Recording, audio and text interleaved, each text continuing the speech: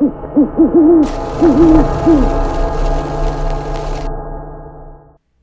दोस्तों, पश्तून तहफ़्फ़ुज़ मूवमेंट ने ग्रैंड जरगे का ऐलान किया, जिसके बाद हुकूमत ने पश्तून तहफ़्फ़ुज़ मूवमेंट को कलअदम तंजीम करार दे दिया है। ये ग्रैंड जरगा क्या है, इसको कराने की ज़रूरत क्यों पेश आई और हुकूमत इसके ख़िलाफ़ क्यों है, और PTM पर पाबंदी लगाने की ज़रूरत क्यों आई, PTM की तारीख़ पर भी बात करेंगे और इन तमाम तर पहलुओं को आज की इस वीडियो में समझने की कोशिश करेंगे।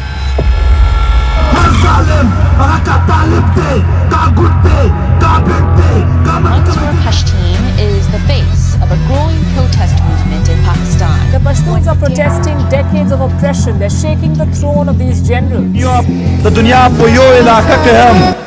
नाज़रीन, सबसे पहले तो हमें समझने की ज़रूरत है कि जरगा होता क्या है। चूँकि नाम से ज़ाहिर है पश्तून तहफ़्फ़ुज़ मूवमेंट, तो पख्तूनों के यहाँ एक बहुत अच्छी रिवायत देखने को मिलती है, जिसमें ये होता है कि ये लोगों की अवामी सतह पर इलाका मुअज़्ज़ज़ीन की एक अदालत सी कायम की जाती है। ये एक पंचायत आप इसको कह सकते हैं, जिसमें बैठ कर मुख्तलिफ़ इशूज़ के ऊपर बात की जाती है और उनके सोल्यूशंस प्रपोज़ किए जाते हैं और उसके हवाले से गुफ्तगू की जाती है। तो चूँकि हम देख रहे हैं कि पश्तून तहफ़्फ़ुज़ मूवमेंट KPK में बहुत ज़्यादा एक्टिव है और बलूचिस्तान के उन इलाकों में भी जहाँ पे पश्तो बोलने वाले लोग मौजूद हैं, तो ये मुख्तलिफ़ पख्तूनों को फेस होने वाले वाक़यात और हादसात और हालात के बारे में बहुत ज़्यादा फ़िक्रमंद दिखाई देते हैं और इसके लिए भरपूर आवाज़ उठाते हैं, जल्द से जुलूस करते हैं, लोगों को अपने साथ मिलाते हैं और उनको ये कहते हैं कि हम पख्तूनों के तहफ़्फ़ुज़, दहशतगर्दी से आज़ादी, इकॉनमी और पख्तूनों के जितने भी मसाइल हैं उनको हल करने के लिए कोशिशें कर रहे हैं। और अगर देखा जाए तो KPK की साइट पे यानी कि पख्तूनख्वा में पश्तून तहफ़्फ़ुज़ मूवमेंट को काफ़ी हिमायत भी पख्तूनों की हासिल है, क्योंकि हमने देखा है कि जब भी इनका कोई भी जलसा होता है या जुलूस होता है तो अवाम बहुत बड़ी तादाद में इनका साथ देती है और इस साथ देने वाली अवाम में ज़्यादातर का ताल्लुक अभी इंज़माम शुदा फाटा के लोगों की होती है और वो भी अपने हकूक़ ही के लिए बाहर आते हैं। नाज़रीन, कौमी जरगे में सबसे पहले हम समझने की कोशिश करते हैं कि कौमी जरगे का इनेकाद क्यों किया गया और इसमें किन किन अमूर पे बात की जानी थी,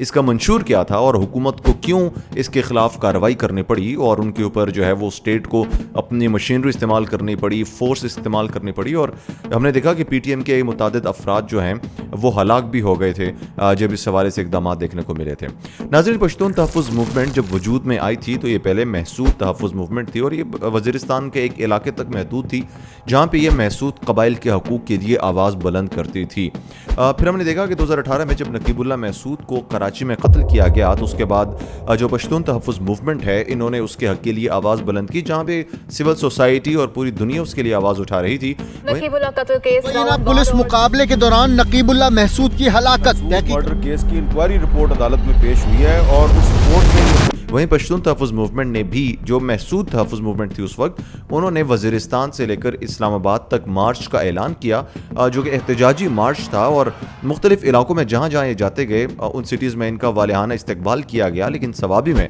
इनको जो है वो ज़्यादा प्रोटोकॉल भी दिया गया और वहाँ पे इनका ज़्यादा अच्छे से इस्तकबाल भी किया गया। और हमने देखा कि वो इसलिए किया गया क्योंकि वहाँ पे अवामी नेशनल पार्टी की हिमायत बहुत ज़्यादा हासिल थी और अवामी नेशनल पार्टी की नौजवान नस्ल जो थी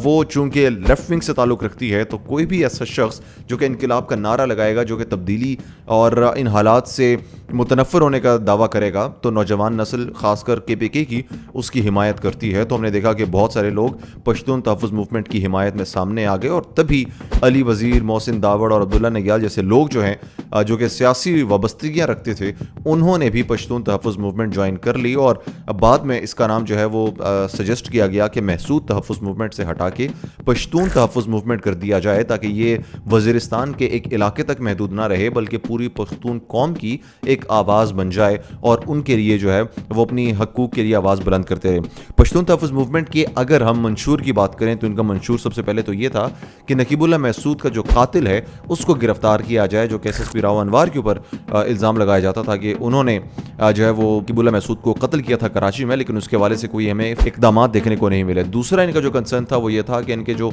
फाटा के इलाके हैं या KPK के जो इलाके علاقے ہیں بالخصوص وہاں پر سیکیورٹی انتظامات کو مزید بہتر بنایا جائے. طالبان اور افغان نیشنل جو کہ وہاں پہ آباد ہیں, جو کہ بدامنی قائم کر رہے ہیں, ان کو علاقے سے نکالا جائے اور وہاں پہ خوشحالی اور ترقی کا جو سفر ہے اس کو شروع کیا جائے. اسکولز, کالجز, یونیورسٹیز کھولی جائیں تاکہ لوگ جو ہیں وہ بارود, نشہ اور ان سب چیزوں سے پیچھے ہٹ جائیں اور جو ماحول ہے وہ یکسر تبدیل ہو جائے. اس کے علاوہ ان کا جو ایک اور مطالبہ تھا وہ یہ تھا کہ بارودی سرنگیں جو کہ دہشت گردوں کو مارنے کے لیے بچھائی گئی ہیں, اس سے عام عوام چلتے پھرتے پھٹ رہی تھی, مر رہی تھی, زخمی ہو رہی تھی. تو ان کا یہ مطالبہ تھا کہ وزیرستان کے علاقوں سے بالخصوص اور کرم اور اگزئی کے علاقوں سے بھی اور اس طرح کے دیگر جو فاٹا کے علاقے تھے, خیبر, باجوڑ, مختلف علاقوں میں,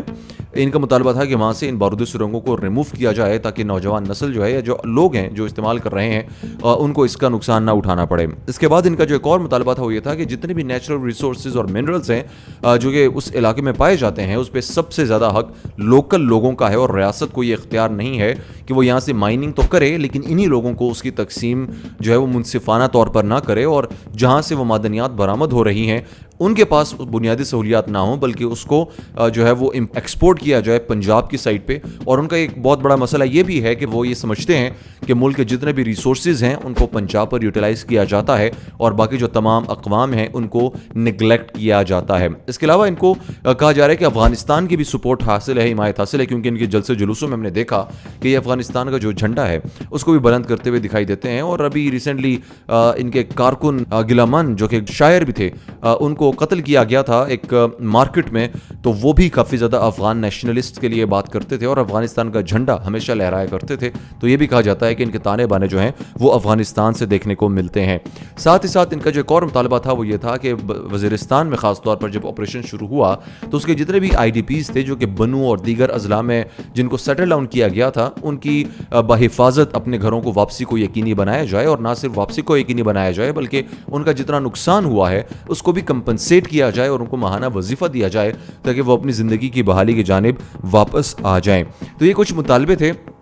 یا اس کو آپ کہہ سکتے ہیں کہ یہ منشور تھا پشتون تحفظ موومنٹ کا جو بھی وجود میں آئی اور جس کے لیے انہوں نے جد و جہد کا آغاز کیا, اور منظور پشتین جو اس کو لیڈ کر رہے ہیں انہوں نے ان تمام تر چیزوں کو سامنے رکھا اور عوام کی حمایت حاصل کرنے میں بہت حد تک کامیاب ہو گئے. پھر ہم نے دیکھا کہ جوک در جوک گریجولی انہوں نے جو ہے وہ ریاست خلاف مخالف بیانیہ اپنانا شروع کر دیا, اسٹیٹ انسٹیٹیوشنز کو ٹارگٹ کرنا شروع کر دیا, اور جتنی بھی نوجوان نسل تھی پختونوں کی ان کے ذہنوں میں یہ بات باور کرانا شروع کر دی کہ ان کو جو ہے وہ ان کے ساتھ امتیاز کیا جا رہا ہے, ان کے ساتھ جو ہے وہ نفرت کی جا رہی ہے, ان کے حقوق کو جو ہے وہ پنجاب کے نوجوان نسل کو مہیا کیا جا رہا ہے اور ان کو ان سب چیزوں سے محروم رکھا جا رہا ہے.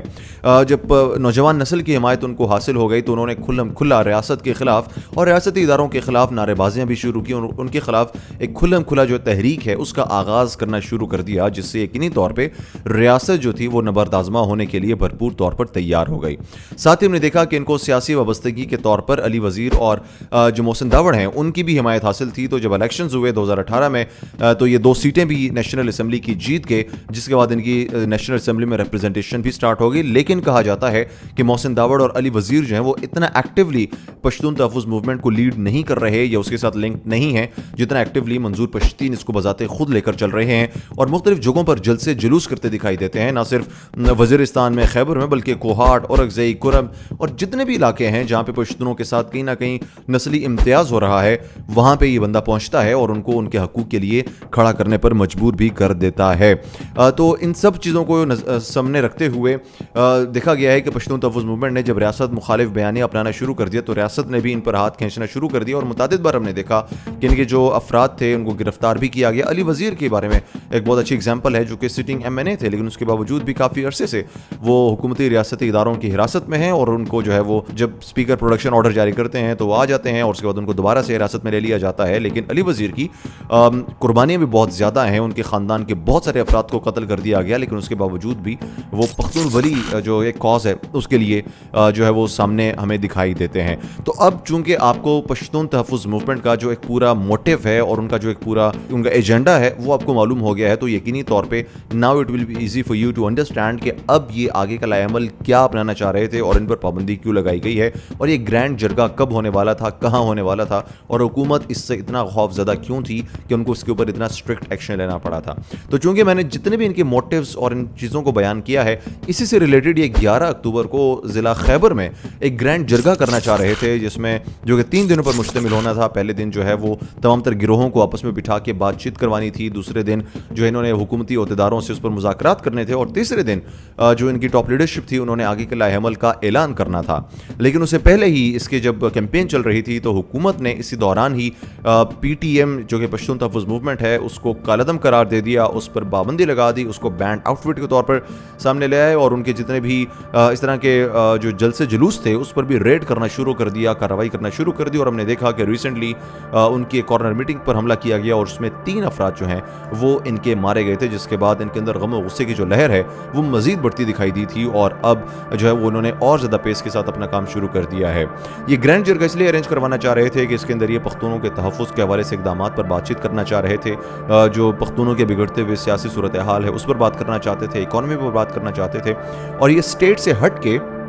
اس کی ایگزامپل ایسے لی جا سکتی ہے کہ it was a state with in a state. ایک جرگہ جو فیصلہ کرتا اس کو مانا جاتا چاہے وہ ریاست کے خلاف جاتا یا ریاست کے حق میں جاتا, جو کہ ریاست کبھی بھی اس چیز کو ٹالریٹ نہیں کر سکتی ہے, اس لیے ریاست کو آنا پڑا اور ان کے خلاف جو ہے وہ ایکشن لینا پڑا تھا. یہ پختونولی کے تحت جو ہے وہ یہ اس پہ ڈیسیجن لینا چاہتے تھے مختلف چیزوں پر, مختلف ایشوز کے ریلیٹڈ, اور اس کے اوپر پھر حکومت جب ایکشن میں آئی تو ہم نے دیکھا کہ جو ہے وہ علی امین گنڈا پور جو کہ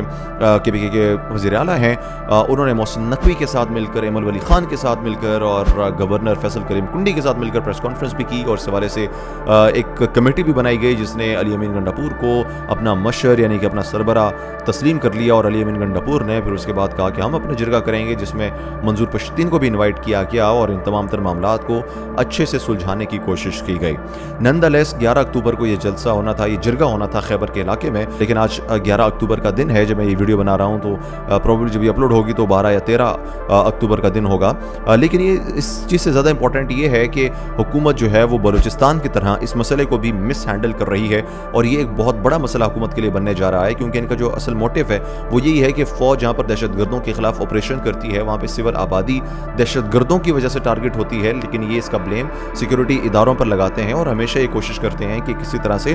جو فوجی آپریشنز ہیں ان کو روکا جا سکے. ابھی ہم نے دیکھا کہ جب اورگزئی میں ریاست پاکستان نے آپریشن کا آغاز کیا دہشت گردوں کے خلاف, تو جہاں کے پی کے حکومت نے اس کی مخالفت کی, وہیں پشتون تحفظ موومنٹ اور جتنے بھی فاٹا کی عوام تھی انہوں نے بھی سب کی مخالفت کی, کیونکہ انہوں نے دیکھا کہ اس میں ڈسٹرکشن ہے, تباہی ہے اور کسی کا بھلائی نہیں ہونے والی ہے. لیکن ریاست اس بات پر بضد ہے کہ دہشت گردوں کے خلاف جو ہے وہ کارروائی کی جائے گی اور ان کا کلاکما کیا جائے گا تاکہ ملک میں امن و امان کی صورتحال کو برقرار رکھا جا سکے. اس حوالے سے منظور پشتین نے ملک بھر کا دورہ کیا, جتنے بھی پختونوں کے میجورٹی علاقے تھے وہاں پر وہ پہنچے, تنظیم سازی کی, لوگوں کو اپنے ساتھ ملایا, اور دیکھتے ہی دیکھتے پشتون تحفظ موومنٹ جو ہے ایک بہت بڑی جماعت کے طور پہ ہمیں سامنے دیکھنے کو ملی ہے. تو یہ تمام تر واقعات اور حالات ہیں جس کے پیش نظر جرگے کا انعقاد کیا جانا تھا, اور حکومت نے جب دیکھا کہ it's state with in state اور ریاست کو اس سے نقصان ہو سکتا ہے تو ان پر پابندی عائد کر دی گئی, اور اب وہ کسی بھی قسم کے جلسے جلوس انعقاد نہیں کر سکتے, کیونکہ اگر کریں گے تو حکومت ان کے خلاف بھرپور کارروائی بھی کرے گی, اور اس کے بعد جو ہے وہ جو بھی پروسیجرز استعمال کیے جائیں گے وہ بھی ان کے خلاف استعمال کیے جا سکتے ہیں. تو یقیناً آپ کو سمجھ آ گئی ہوگی کہ ہماری آج کی ویڈیو کس متعلق تھی. اگر آپ کی کوئی رائے ہو, سجیشن ہو تو آپ ہمیں کمنٹ سیکشن میں ضرور بتایا کریں, اور اس طرح کی معلوماتی ویڈیوز کے لیے ہمارے چینل کو سبسکرائب کریں اور بیل آئیکن کو دبانا بالکل بھی نہ بھولیے گا. اظہر اقبال بنگش کو دیجیے اجازت, اپنا بہت زیادہ خیال رکھیے گا. اللہ نگہبان.